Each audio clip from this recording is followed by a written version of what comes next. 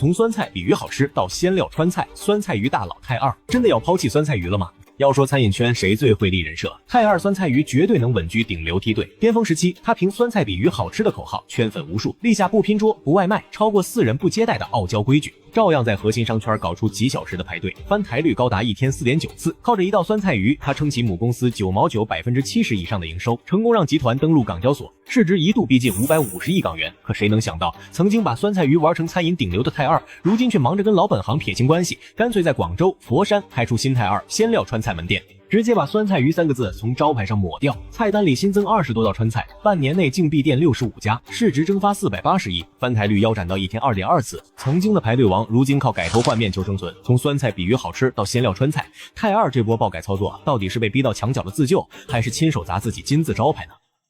泰二的誕生本身就是一場自救。2015年，母公司9毛9的主营業務西北菜陷入困境，急需一個新品牌破局。當時的餐飲市场正餐賽道普遍面臨 SKU 多、後廚效率低、翻台慢的痛點，於是9毛9就抓住了單品賽道，推出了聚焦酸菜魚的泰二品牌。不得不說，泰二從一開始就踩中了網紅流量密碼，別人做餐飲拼服務，泰二偏要反向操作，給顧客立規矩，超過4人不接待、不拼桌、不外賣。這些在當時看來離經叛道的店規，反而年輕人就吃這一套，覺得有個性不迎合，紛紛主動打卡發社交平台，免費為泰二做上了宣傳。泰二的口號營銷酸菜比魚好吃，一般餐廳都把主料當賣點，泰二卻反其道而行，把配角酸菜捧成了主角。為了強化這個認知，泰二還搞出酸菜壇子陣，在門店展示發酵酸菜的壇子，營造專業酸菜釀造的氛圍。這種差異化的定位讓泰二在同質化嚴重的餐飲市場裡很快就脫穎而出了。從2015年成立到2024年，泰二用9年時間開出612家門店，平均1年開100多家，而且大多布局在1線城市和新1線城市的核心商圈。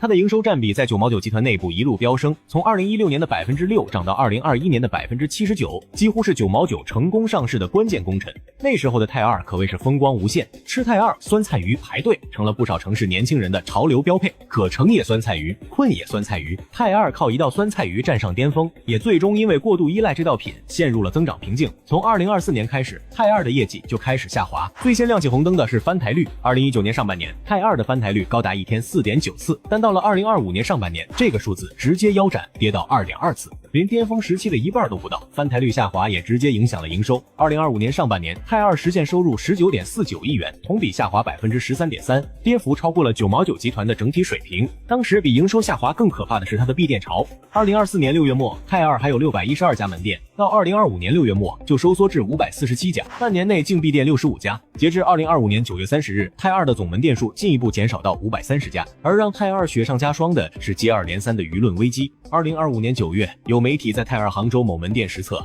點單7分鐘後3道菜就全部上齊。這一高效出餐引發了消費者對泰二使用預制菜的質疑。要知道，當時正是羅永浩與西貝的預制菜之爭發酵期，消費者對預制菜的敏感度極高，泰二瞬間就被推上了風口上。儘管泰二緊急澄清，稱鮮活門店的魚都是當天到店現做，7分鐘出餐是因為標準化操作提升了效率，但消費者並不買賬。更尷尬的是，泰二自己還撞槍口。此前，泰二已經在山姆上架了售價117元的酸菜魚預制菜。這次的預制菜質疑讓消費者產生了門店菜品是不是和預制菜一樣的聯想。有網友吐槽，山姆的泰二酸菜魚分量足還便宜，何必去門店花大價錢等半天？性價比優勢的喪失讓泰二的門店客流進一步流失。面對業績下滑和市場上的擠壓，泰二終於坐不住了，開始增加川菜菜品。在廣州、佛山開出新泰二鮮料川菜門店，直接把品牌定位改成鮮料川菜。招牌酸菜魚雖然保留，但分量減少，價格降低。據了解，新泰二門店新增了超過20道菜品，主要是以活魚、活蝦、鮮牛、鮮雞和鮮豬為食材的5大招牌系列，